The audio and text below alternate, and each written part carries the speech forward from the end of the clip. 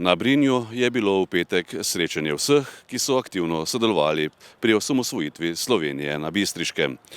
Več o srečanju pa nam je povedal dr. Andrej Godec, predsednik iniciativnega odbora.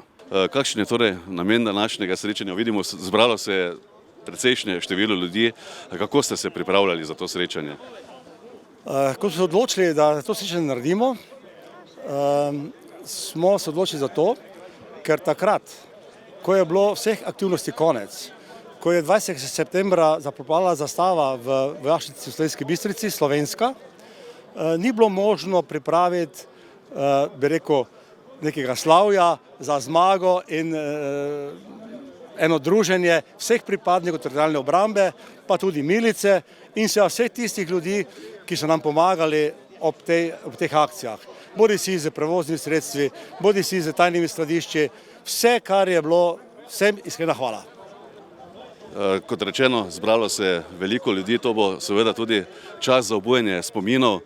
Zagotovo boste rekli, kakšno od tistih najpomembnejših prelomnicah osamosvajanja na Bistriškem.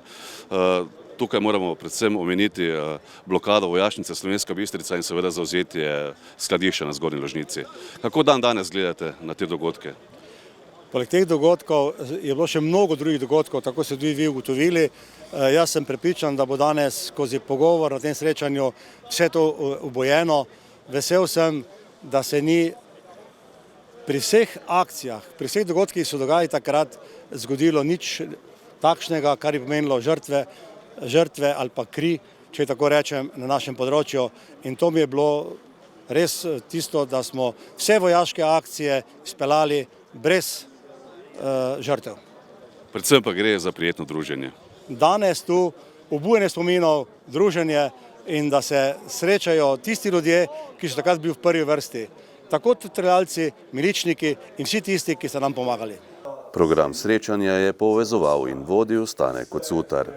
Poleg Andreja Godca so udeležence srečanja nagovorili predsednik Zveze veteranov vojne za Slovenijo Ladislav Lipič, predsednik Zveze slovenskih častnikov dr. Alojz Štajner, predsednik Policijskega veteranskega društva Sever dr. Tomaž Čas, podžupan občine Slovenska Bistrica Stanislav Mlakar in župan občine Makole Franc Majcen. V kulturnem programu so nastopili kot gasilske godbe Napihala spodnja Toskava, učenci glasbene šole Slovenska Bistrica, vokalna skupina Vivere in oktet Planika. Slovinecem, Slovinecem.